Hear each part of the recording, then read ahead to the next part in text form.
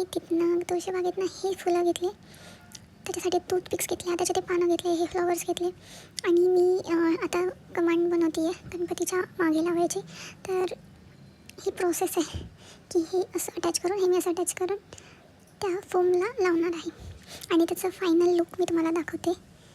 आणि तुम्ही बघू शकता की मी किती सुंदर गणपतीचं डेकोरेशन केलं आहे, पूर्ण मी घरीच केलं आहे. हे सुद्धा मी तिकडनंच आणलं होतं.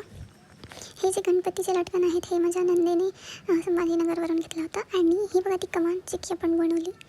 आणि आम्ही गणपती बाप्पाच्या आगमनाला रेडी आहोत. आम्ही गणपती बाप्पाचे स्वागत केले गुलाल आणि फूल टाकून.